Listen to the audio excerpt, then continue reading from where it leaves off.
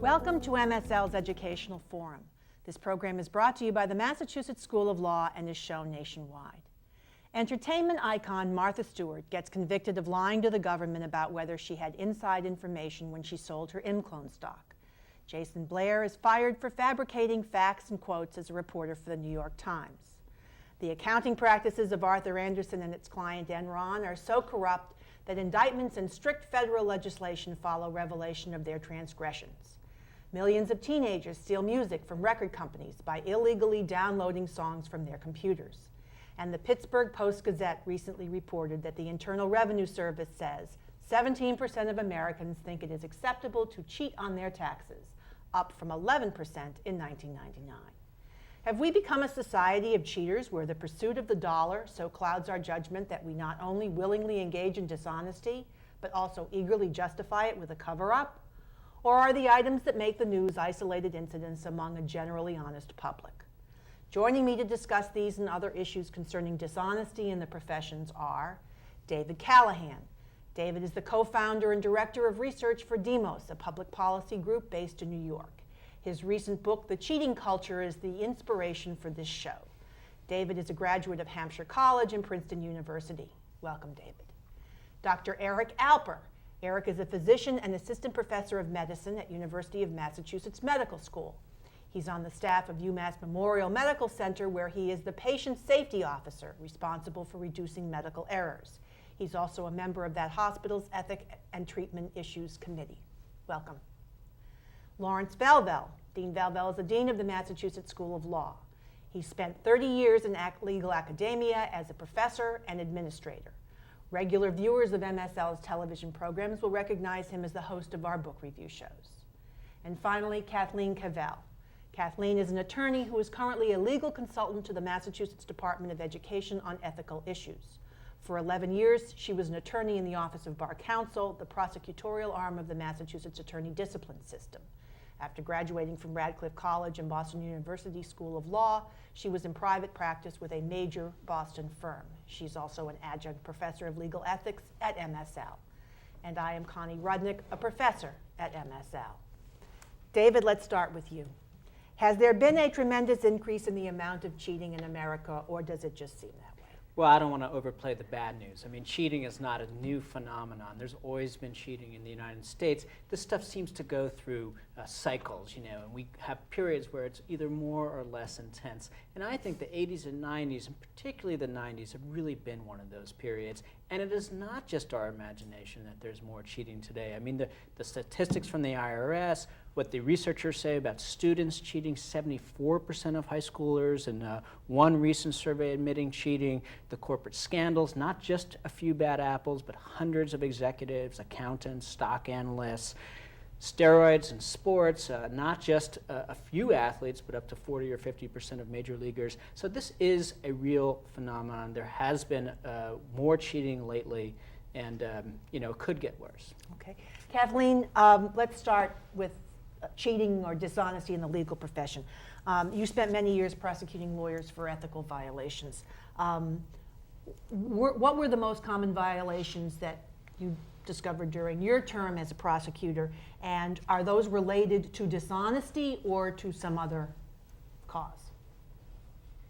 It's hard to know what they're related to, but certainly the most common source of complaints to the office that investigated and prosecuted lawyer misconduct was neglect, failure to return phone calls, incompetence, at least as seen by usually the client. Usually the client was the person who complained.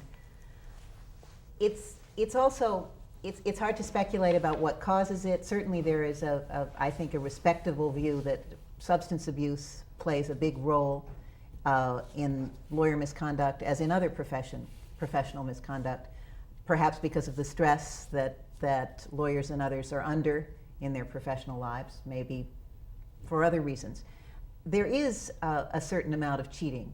In most of the cases that I investigated, what happened was not isolated. The lawyer who had engaged in some form of ethical misconduct had done it before. He just hadn't been caught. And that seems to be true in the work I'm doing now with the Department of Education, looking at license revocation grounds and looking at teachers and other educators, administrators who are unfit. It turns out that it's not an aberration. There's usually a pattern and practice in the people that really do serious harm and serious misconduct. In fact, at least in Massachusetts, the vast majority of complaints are against a very small number of lawyers. Excess of 75% of the lawyers don't ever have any complaints against them, whether it's neglect or stealing clients' funds. Exactly. So it's really a small number. A very small one. Why is it that the public, for example, would think that the most common problem with lawyers is that they steal their clients' money?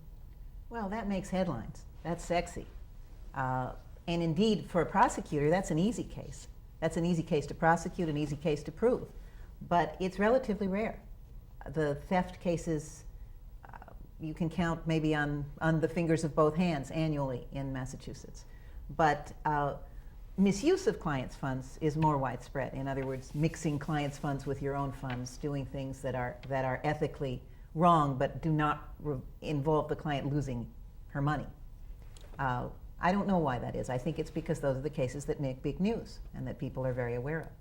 Larry, you were a lawyer in a large firm for many years before you became a professor and then a dean.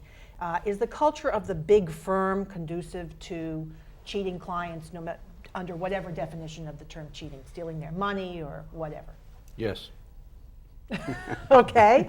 Would you like to expound upon that, or would you like me to move on to somebody else? I'll expound a little bit, but quite frankly, David has written quite a bit on it in his book, and he understands the picture. The pressures on people to produce hours, the pressures on people to produce business, the pressures on people to win cases, the pressures to bring in money, which really a lot of the rest of it can be subsumed under that. The pressure to win, causing conduct in discovery, which, if not outright cheating, as it sometimes is, certainly causes lawyers to regularly go as close to the line as possible. And I would agree with Kathleen, although this is a slightly different arena, in that you see the same people doing that over and over again. And our colleagues, like Michael Coyne, Connie, who's often on the show, people who are a little younger when we're still in practice, tell me that it's become more widespread than even I saw when I was in practice. And I expect David, as I say, knows a fair amount about it too, because he wrote about it extensively in his book. David, do you want to comment on the large firm mentality or the large firm culture and how that's given rise to cheating? Well, think of what's happened in corporate law over the past 25 years. Back in the 60s and 70s, corporate law was a pretty kind of clubby, laid-back world, which is not to say it wasn't filled with a lot of competitive people who were very interested in making money. But partners had tenure for life. Young, promising associates had a very good job of a very good chance of becoming partners. Today, corporate law runs like the rest of corporate America. It is bottom line oriented, associates who enter under tremendous amounts of pressure to bill hours, having to bill many more hours than they did 30 years ago. 2,200 to 2,400 hours in many cases a year is the common expectation. Partners no longer have that lifetime security that they did in the past. They can be de-equitized if they don't bring in enough business. And there's a tremendous amount of fear and insecurity within the legal profession. These associates, they worry that if they don't bill enough hours, they're not going to get the end of the year bonus. Their slim chances of making partner will be even slimmer still. And when it comes time to tighten the belt at the firm, they're going to be the first people out the door. And so they often are more willing to pad their hours and make up the numbers than risk that kind of insecurity. And from what I understand, this is pervasive. Okay. You mentioned in your book the practice of large firms billing for copying, faxing, typing, proofreading, and you speak as if you consider that to be a dishonest practice. Why is that dishonest? Aren't those just costs of doing business that are passed on to the consumer, which in this case is the client? Well, the ABA's Code of Ethics says that you are not allowed to take costs that you incur in a normal transaction as part of your business and pass them on to your clients, and this happens all the time. And the excesses are amazing. You know, $1.25 for per page to send a fax. You know, $40 an hour for a secretary to type up a legal brief. Stuff that should be included in the bill, you would think would be included in the bill, passed on to clients at outrageous rates, and the firm's feeling then they can't cut back on that because it's become so important to their bottom line. I might add something about that. I think David has really put his finger on something which is true, I guess, in almost everything he talks about in his book, which he virtually says, and that is the outrageous amounts that are charged. Really, clients wouldn't mind if you charged a nickel or a dime a page for copying. That's considered, if you go to whatever Copy Copper or someplace like that. Kinko's. That's fair. You know, if you charge a cost for long-distance telephone calls, as long as they're on the bill and plan, it's when they're charging 50 cents per Xerox page or $1.25 per fax page. They're turning these things into profit centers and charging amounts of money that are just outrageous, and that gets people very angry.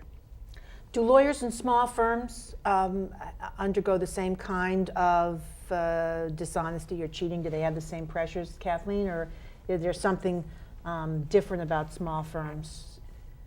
I think the pressures are there for all lawyers. And the one piece that has changed dramatically in my experience of the law, I was admitted in 1974, that David may have mentioned, but that I think is worth emphasizing, is the lack of, or the fact that client loyalty doesn't matter very much anymore. Big firms used to have big clients that they could rely on. They were with them forever. And now there are beauty contests, so-called, in which various firms bid for the business of a client in the way that advertising agencies used to bid for the business of a client.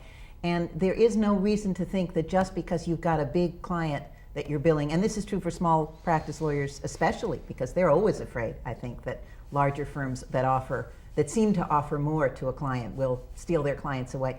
But I think every lawyer in every big firm is worried in a way that he and she didn't used to be, that their clients are. And that is, it could be a pressure that helps lower costs and reduce padding of bills and such, because you're worried that if your client detects you as doing those things as unethical, that he'll move to another firm where they promise to be more cautious, more careful, more scrupulous.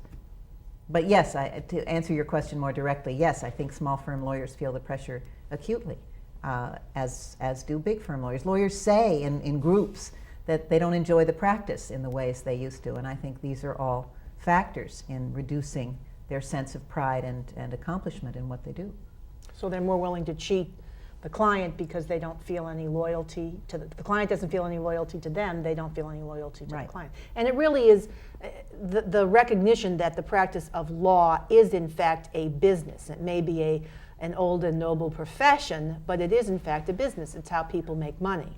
And is that something that perhaps, David, you found is much more acute since the boom of the 90s than maybe 10, 15, 20 years ago? Well, what you find across all the different professions over the past 25 years is much more focus on the bottom line, much more focus on people meeting their quota, carrying their weight, delivering money to the organization, whatever kind of organization that might be. And law is just one example. You also see this in medicine with the rise of HMOs, the squeezing of employees more, and also more money going to the top. You know, the partners at the big firms are being better compensated than ever before. You know, associates are also doing better than ever, but you know they're trying to pay off their $100,000 law school debts. You know, there's a lot of insecurity at the bottom, a lot of greed at the top, and you know you see this in corporate America, you see this in the legal profession, you see this in medicine, you see this in baseball. It's everywhere.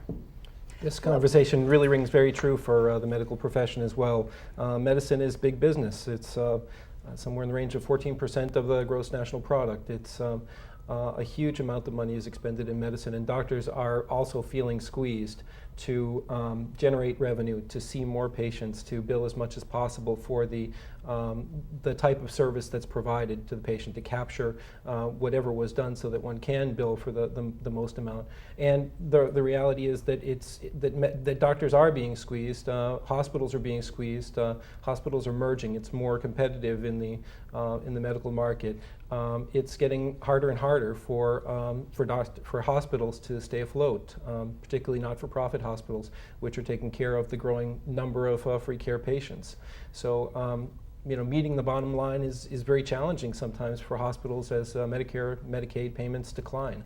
It's sort of frightening because everybody knows that lawyers lie, cheat, and steal, but doctors, they're supposed to be above all this. Some of the ways that doctors engage in unethical or dishonest behavior. One of the areas that frequently makes the press is kickbacks from pharmaceutical companies, that doctors get free meals or trips someplace for agreeing to prescribe a drug.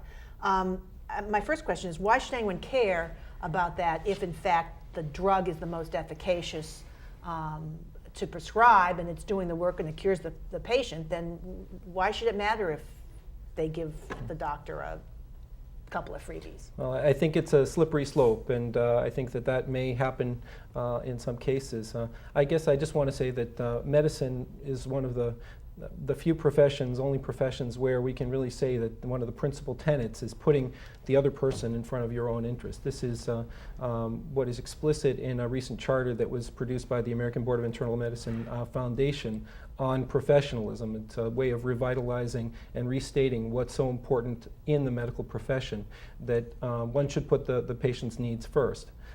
That's sometimes a challenging thing to do, and I think that there are also, within this statement, there are some specific comments regarding these types of conflicts of interest, where if one may be getting some kind of reward for providing a service to a patient, then one has to disclose if there is that conflict of interest, and a number of our professional societies have been very explicit about this.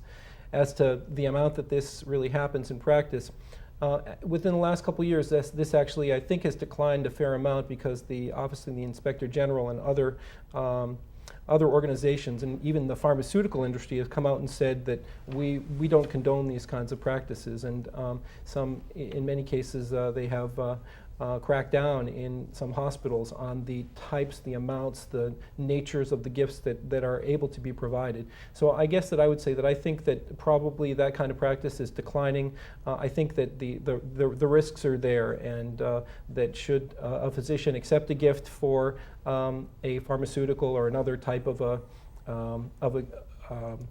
product for medical care, then sometimes it's hard to go back and to lose focus on the patient, who really should be coming first with every medical decision. Do you think dinner or weekend at the Palm Springs Hilton or someplace like that is really going to influence a doctor's determination of what kind of service to provide and what kind of prescription or whatever to employ?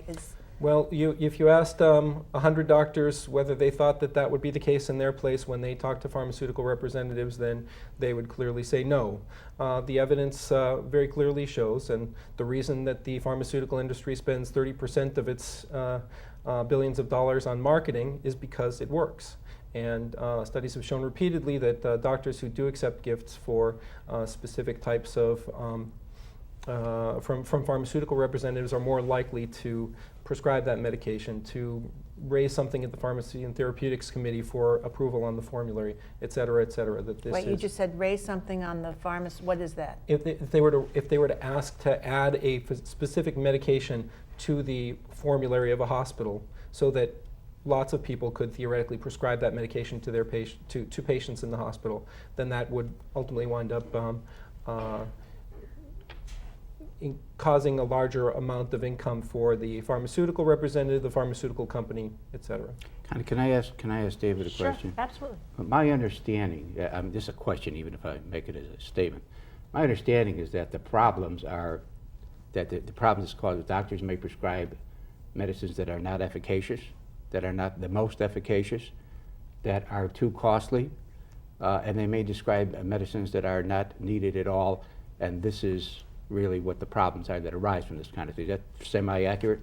I think that that's accurate, and I think that we've seen some of those abuses in the last 10 years. There have been a number of high-profile cases with the HMOs, which have been accused and in some cases proven of fraudulent behavior in terms of increasing the number of procedures that are done. There was a Commonwealth Fund study a couple years ago which showed that somewhere in the range of 30% of procedures, when reviewed by an expert panel afterwards, were unnecessary or questionable. So I think that it's this kind of behavior that I think does have the temptation, for the reasons that I mentioned earlier, of trying to increase the volume of the practice, because it does result in greater revenue. We need to take a break, and we will be back. And when we are, we hope you will be with us.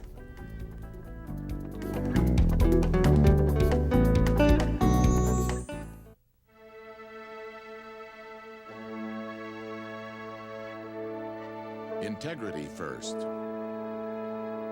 Service before self. Excellence in all we do. These are not just words. These are our core values. Values by which each and every member of the Air Force Reserve lives. So whether we are deploying humanitarian aid, providing natural disaster relief, or defending freedom wherever it's threatened, the men and women of the Air Force Reserve are there, protecting our values and serving our country.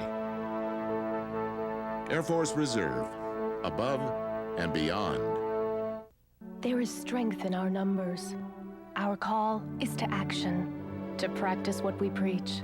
Be there to care. Our passion is compassion. We're only human, but together we're humane.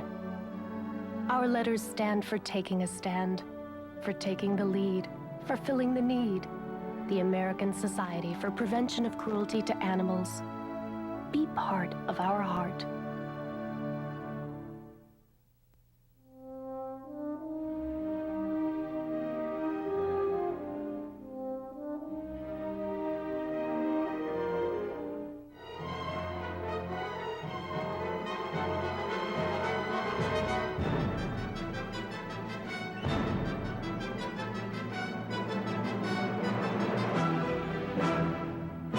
Exercise your emotions. Attend a live orchestra concert. Go to findaconcert.com.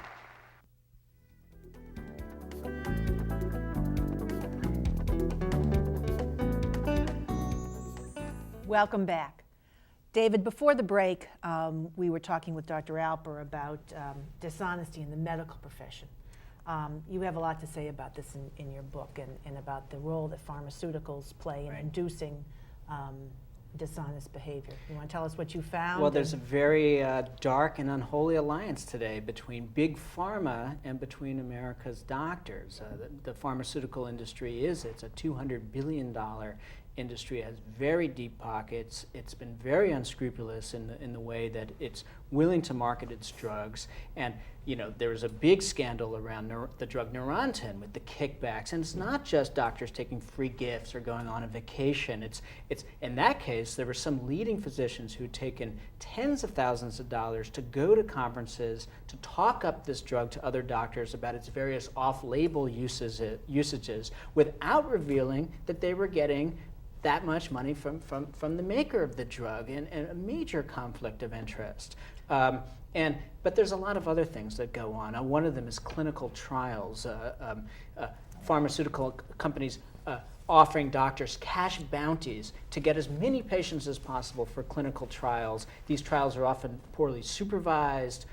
you have patients who aren't appropriate for the trials being pushed into these trials by their physicians who should be looking out for their patients' interests, but instead Because of the looking lawyer, out. because the doctors get paid for every. Because there's a cash bounty system to get patients to participate in these clinical trials, and then I looked at the problem with doctors engaged in multi-level marketing, using their offices to sell different nutritional products. Doctors working for Amway. Imagine that. You're in visiting your doctor, and suddenly they're pushing some product on you and trying to get you to become a distributor yourself.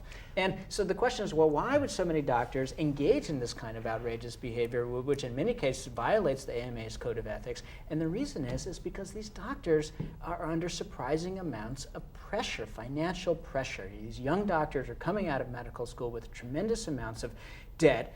They're making very good money in many cases, but that kind of, $150,000 may sound great, but when you're paying off your debts and when you're trying to live in a major metropolitan area, it doesn't actually go as far as you might think.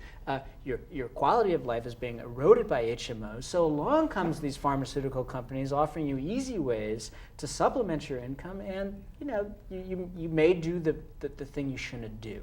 And What if you just told, as Eric indicated, what if you just tell the patient that you're getting remuneration from the pharmaceutical company or from whatever company to push the product?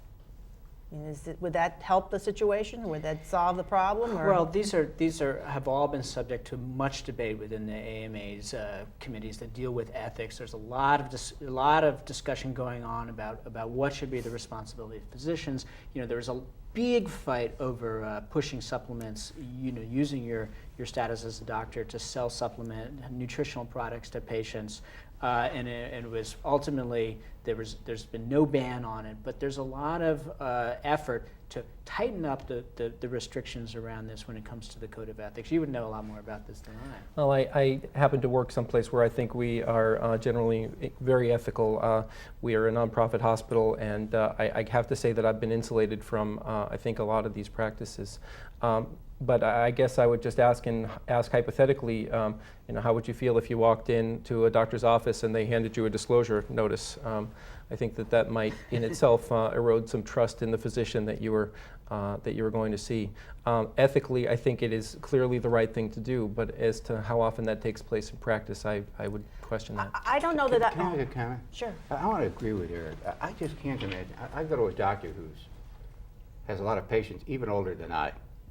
Guys with beards down to the floor, women with beards. And I just can't imagine the doctor saying to, I'm prescribing this, I'm getting paid for this. I just can't imagine that. Surely ethics have got to put the burden on the doctor in some other way. But if whatever was being prescribed or whatever service was being performed was in fact appropriate, necessary, and most efficacious, then why should it make a difference? Because human beings don't relate to each other that way in that particular scenario. And if what is being prescribed is, as you say, the most efficacious, the most this, the most that, the doctor shouldn't be having to take money in order to prescribe it. And I think I completely agree. I think as a patient, one wouldn't want to have to question whether or not your physician is acting in anything but your own best interest. How about doctors who participate in, you mentioned who funnel their patients to trials, but how about doctors who actually perform the trials and have an interest in the outcome, whether it's a procedure or a medicine or something like that?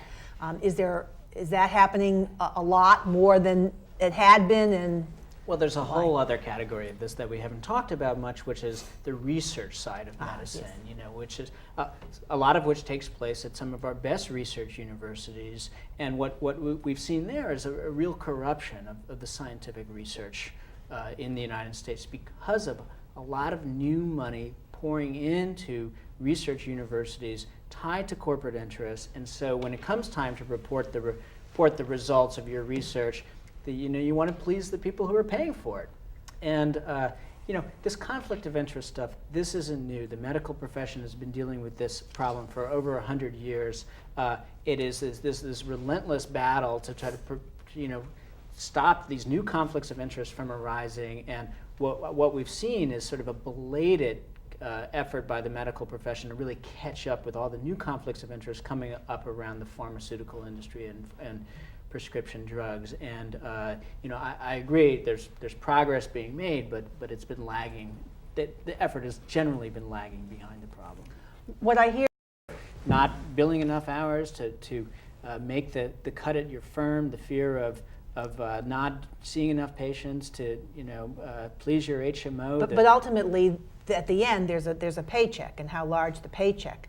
I mean, if there wasn't a tie between the number of billable hours and your success at the firm and then your retention at the firm, then people wouldn't need to But buy. greed bill. suggests people wanting to just pile up more and more money for its own end. I'm talking about, in many cases, people just trying to keep their head above water, and as the cost of living has risen dramatically, people have more debt.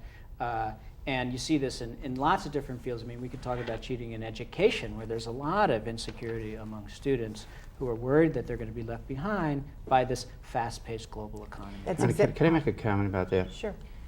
I don't think it's just greed. I think one has to realize we're dealing with a very basic human phenomenon. People come to believe in that which is good for their pocketbook. And that's not greed alone. That is, they honestly come to believe it. I'll give you an example, which is, to me, very striking. Dr. Judah Folkman, who has created anti-angiogenesis drugs, couldn't get any money for research about 30 years ago. And he finally got one of the big pharmas to give him the money. This created an uproar at the school where your husband teaches, Harvard University. A tremendous uproar. This wasn't done previously. Well, Folkman got his money, and then one thing led to another, and pretty soon scientists at Harvard and MIT and everywhere else are getting sponsored by industry, and there were a lot of developments and inventions and discoveries that otherwise wouldn't have occurred. But we're now seeing the downside, which is what David is talking about. You can't, if they don't like the results if the man with the money doesn't like the results that are produced, you can't publish. You can't warn people about things. If you do something good, this is part of the problem now with the human genome. People own the genes and so forth. So this business about industry getting involved and owning medical and scientific research, the people at Harvard many years ago had a real point when they were concerned about what Judah Folkman was doing, and yet that was the only way Judah Folkman could get money to do things, and other scientists were able to get money to do things that have proved very valuable for humanity. I think there's another factor also to take into account, and that is a kind of cynicism, a sense that everybody's doing it, and if you don't do it, you're the loser. You are a loser.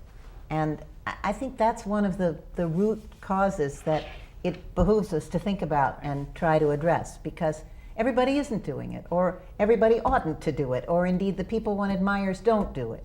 And I think that, especially when you're talking about the young and cheating in schools and cheating in education, I think that's a very important piece of this. And certainly I don't dispute Connie's view that greed is somewhere underlying a lot of it, but I think it gets, that is less obvious when what you think is these kids who are getting good grades are downloading papers from the internet, are plagiarizing right and left, and nobody is calling them on it, and I'm a fool, I'm just writing my own papers.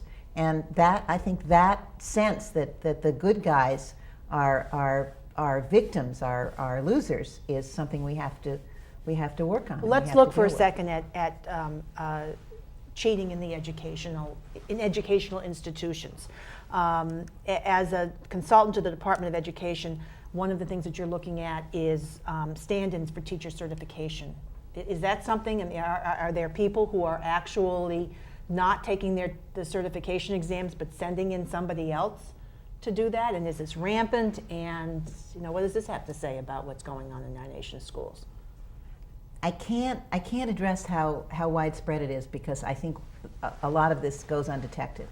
But certainly we, at the Massachusetts Department of Education, we're dealing with 3 cases now where it's pretty clear there was a ringer. It's pretty clear there was someone who waltzed in and said, "I'm Jane Doe," took the test as Jane Doe, and when you compare the handwriting from the previous test, the Jane Doe failed, and this one, it wasn't Jane Doe. But those are tough. Those are hard to pinpoint and hard to prove. And beyond that, my sense is that it's not isolated. I've heard about at least one instance of someone advertising on the internet, on eBay, their willingness to take SAT exams on behalf of others. And I wonder how widespread. I doubt that if these people are doing it once, that again, that it isn't a pattern, that they haven't done it other times, and we just don't That's the detect ringer it. hasn't done it, that they That's don't right. make perhaps a profession. That's right. Dean, have you encountered widespread or any significant cheating in legal academia? Is that a real problem? I cannot speak to other schools. I don't know. It has been vanishingly rare at our school, perhaps because we follow Russell Long's dictum that every criminal is entitled to a speedy trial and a quick conviction. And we give them all the process that is due, which is a considerable amount, and we throw them out. So we haven't got to much cheating. But oftentimes, I shouldn't say oftentimes, there have been occasions on which we found that people did not understand, honestly did not understand, what plagiarism is. And I ascribe that to the fact that cheating of one sort and another and plagiarism is utterly rampant in the undergraduate schools and in the high schools. And if I may say so bluntly, the lily-livered academic profession has done absolutely nothing to put a stop to this. Professors are frightened to death that they will not be backed up by administrations, as they won't be, and of lawsuits, which do occur. And quite frankly, where I'd really be horrified by it, which Eric can speak to, I'd be horrified if cheating is going on in medical schools. Eric, do you want to add something about what happens in medical profession? Well, I can say that I do a fair amount within the school at UMass Medical School, and that I would say that there are occasional accusations that arise about students who may have engaged in what may have been cheating. They are fairly rare. It's very rare for us to actually expel a student on academic grounds. There tends to be, I think, within medical schools, the desire to support people through. If people have gotten this far, then you like to try to help them out and to hopefully help them to become physicians after all the expenditure. There's recently a study that was released that looked at what happens to students later on. Actually, they looked at physicians who went before the Board of Registration in the state of California and asked, was there anything that might have predicted that these physicians might have come before the Board of Registration in California during their medical school education? And the one thing that wound up showing that they could have predicted was problems with professional behavior during medical school. So I think that the writing is on the wall. When you say professional behavior, you mean honesty in the academics, or do you mean a professional demeanor? Or It can be a variety of different things. I think that there are a number of things that people have been using to try to define professionalism in medical education, and altruism, which is the desire to do the best for the patient first, is the cardinal feature of that. But any breach of that professional code, again, has been associated with longer-term appearance before the board. David, you wrote extensively about cheating on the SATs and other standardized tests. Is that something that has increased in the last decade, let's say, or is that a phenomenon that's existed for a long time? Well, it's hard to say that cheating on standardized tests has increased because it's you know, as was mentioned, this stuff is meant to go undetected. It's not like people are turning themselves in. On the other hand, there has been really good survey research asking thousands of high school students and thousands of college students about their academic dishonesty. That survey research has been going on for a long time, and what it's found is that there has been a significant across-the-board increase in various different forms of cheating by both high school and college students. That's pretty significant. A 2002 survey found that 74% of high school students admitted cheating within the past year. The same survey taken a decade earlier found 61%. So that's a big jump. And You know, students say a lot of different things about why they do this, but I think it comes back to some of the themes we were talking about earlier. And we'll have to take a break, and then as soon as we return, then we'll talk about why it is that there is such a large degree of cheating in our nation's schools, and we hope that when we're here, you'll be with us. Thank you.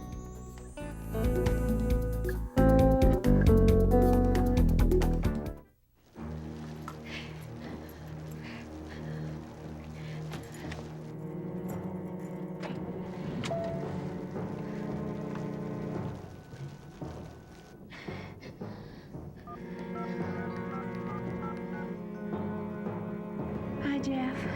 No, I'm still at the train station. I just almost got killed. Yeah, about 10 minutes ago. I'm still shaking. When I got off the 940 and Jill called. Yeah, it was raining, and so I put the newspaper over my head. I forgot my umbrella, and I didn't want to go walk over the overpass. And then I heard the whistle and the light.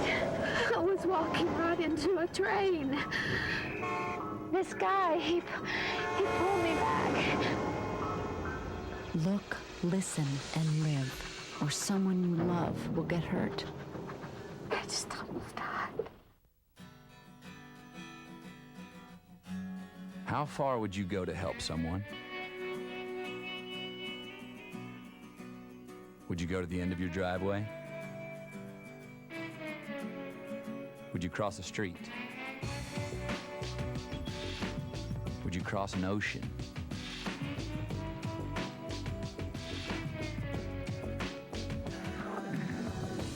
To a place 6,000 miles from home? And how long would you go? Would you go for a week? A month? A year? Would you go for 2 years? Would you go if you could use your knowledge to teach someone, and in the process, maybe learn something yourself? Life is calling. How far will you go? Peace Corps.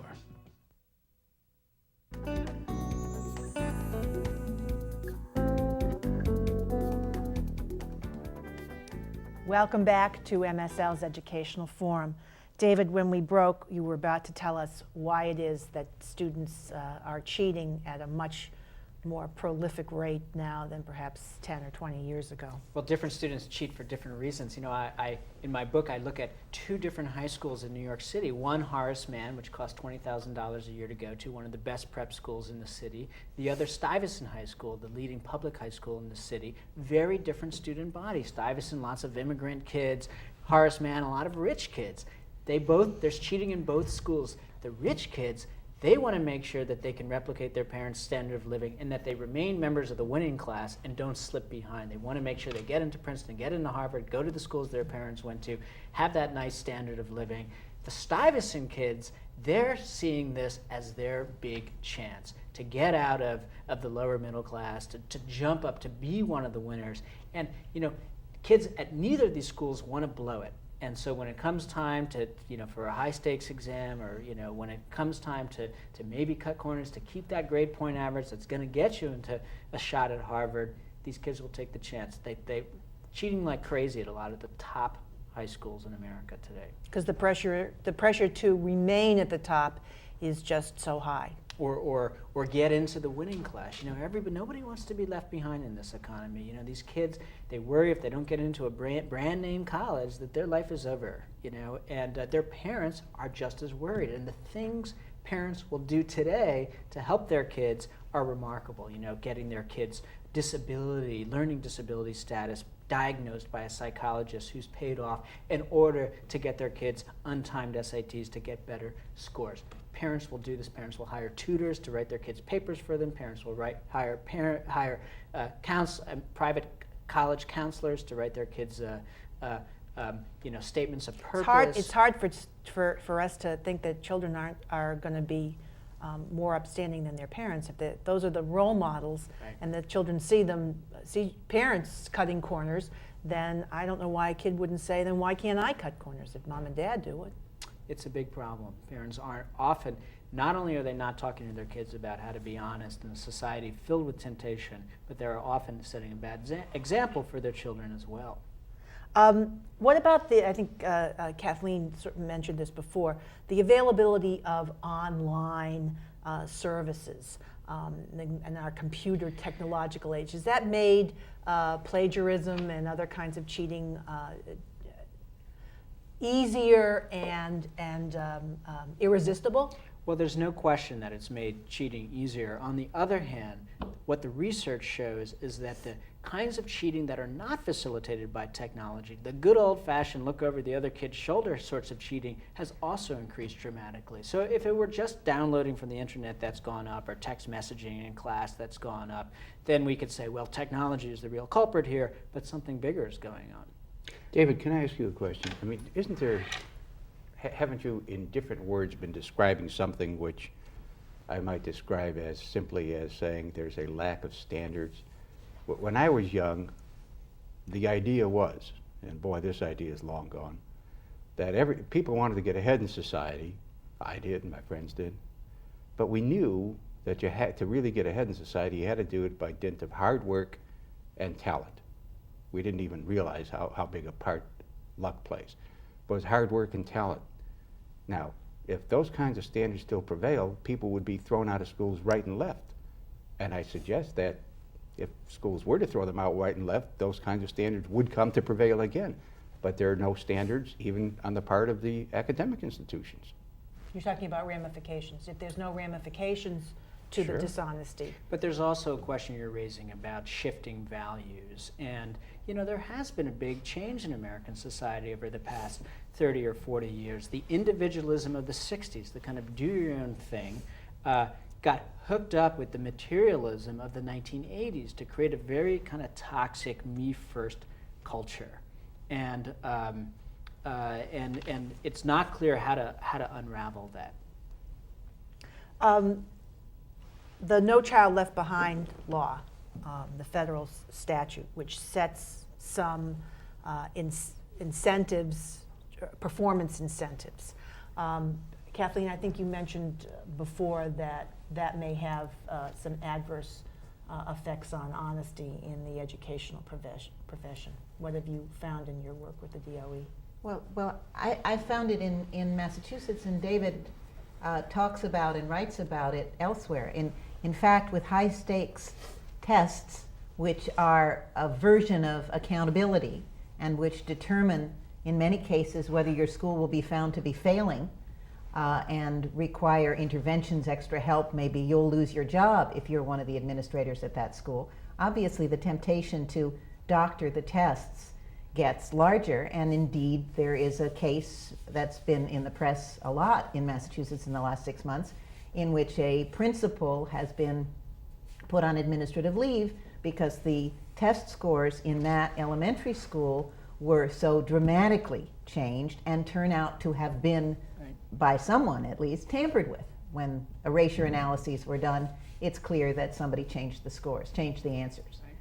And you talk about it, and it seems to me inevitable that if your performance is going to be evaluated on the strength of a test, then there's going to be a lot of pressure on a lot of people to do something to make those test scores rise. The No Teacher Left Honest Act, I call it. And you know, a lot of these teachers and administrators find themselves in these terrible positions. On the one hand, they get penalized if their kids do not get the good grades on the tests. On the other hand, they feel they're not being given the resources to actually improve student performance. So do they feel they're justified? So they feel they're justified.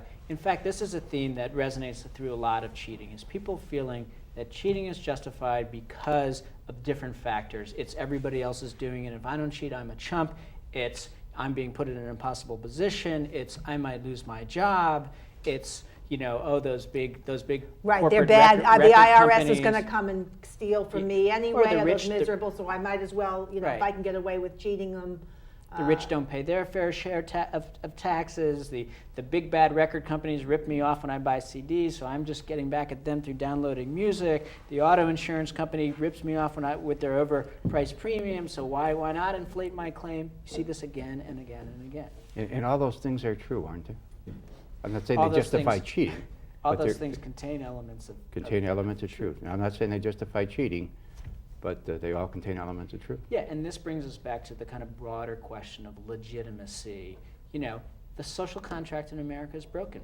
You know, people feel that they play by the rules and they still don't have enough economic security. People feel that the rules aren't enforced fairly, that some people get a slap on the wrist, other people get mandatory minimum prison sentences. The rich have lawyers, the poor don't.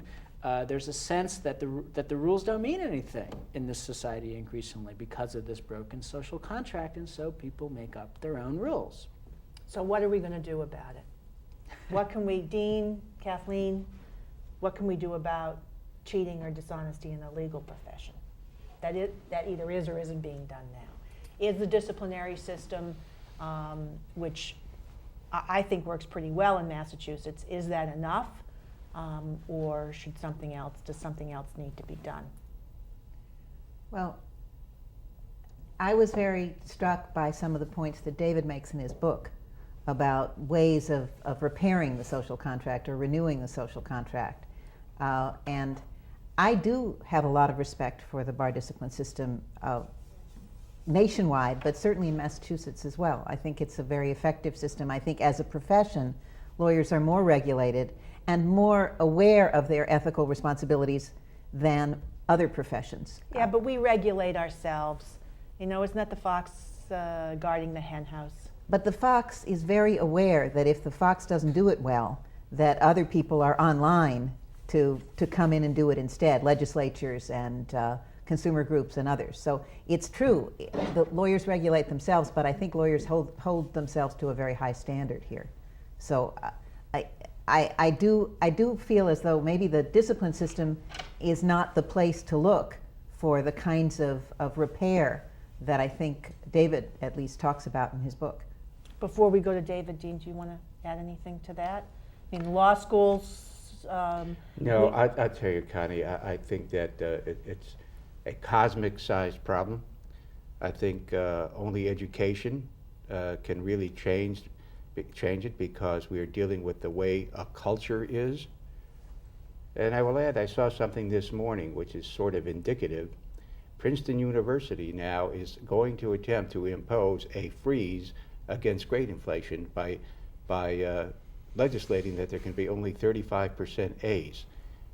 Things like that are a start, because they in themselves, the grade inflation was one educational example of the anything goes mentality of this entire society. And educational institutions, like politicians, which is of course a hopeless matter, and business people, which may not be as hopeless if we put more of them in jail more frequently and for longer terms, the educational bodies ought to start trying to fix up their own house as a start to curing what is a vast cultural problem. David, what do we do about the legal profession?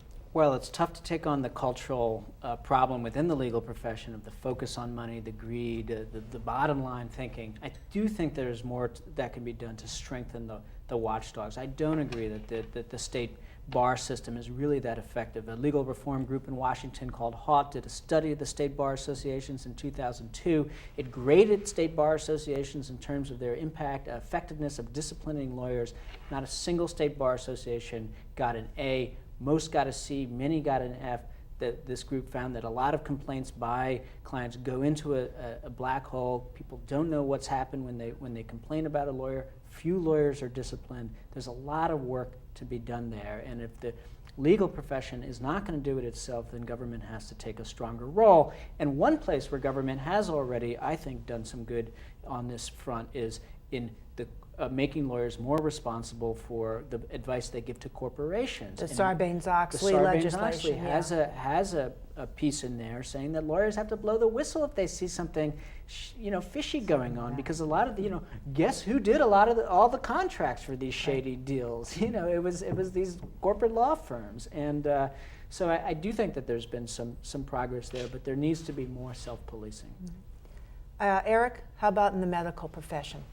Are we sort of stuck with this because of HMOs and the pressure on the medical system in general, that we're just going to continue to have doctors having to take money in off the side because they can't make enough legitimately? I think that there are a lot of potential solutions, and I would say that none of them are really easy. I think the first thing is that we probably ought to do a better job of trying to figure out who's coming into medical school and to, if possible, screen out people who are coming in for the wrong reasons. And that is incredibly difficult to do for a lot of different reasons. I think the second thing that we can do, and that we are doing, there's been a tremendous emphasis on teaching about professionalism, about responsibility, about doing the right thing for patients in medical education across the country. And I think that that's going to get a lot of what we're talking about, the culture of medicine, which in many ways, again, is similar. I think that there is increasing transparency in medicine where physicians are being held accountable for their behavior and their performance more often now. With the creation of websites like healthgrades.com and the Board of Registration making this kind of information publicly available. And then finally, getting to your question specifically, is I think we need to rethink the alignment of incentives in medicine.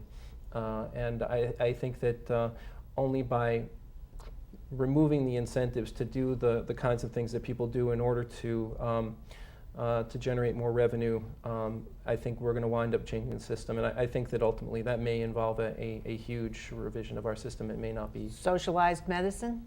One insurer, the government, or something like that? That's the Canadian system, and I think that, and a lot of other systems across the country, and they have shown that they result in increased inequality, they remove the incentives, and that they do provide much better care. Canada does not have the kind of problems that we do in terms of the issues that we talked about, the dishonesty and the padding. And I'm not an expert in Canadian healthcare system, but I can say that from what I've read about it, it sounds like they're far diminished. Okay. And before we conclude, let's just talk about the education. How in the world do we fix a broken education system which appears not to be, or to be not as much the fault of the students as the fault of the adults, or at least equally the fault of the adults who are involved in the system, either as teachers or administrators or parents who are cutting corners in order to get their kids advanced? How do we, without having to change the entire psychology of the United States, do we fix that problem? I don't want to be perceived as saying that the bar discipline system does everything it can, or that lawyers are doing a great job in their relation to their own ethics. I don't think that's true. I think there's room for improvement. There is a proposal now pending in Massachusetts to, as a matter of consumer protection in effect, to make lawyers disclose whether or not they carry malpractice insurance. I think that would be very good and healthy. I hate to cut you short, but I've got to, because we've got to wrap, and we could go on because there's much more. And thank you very much, David, particularly for coming such a long distance, and Eric and Dean and Kathleen. And thank you for joining us.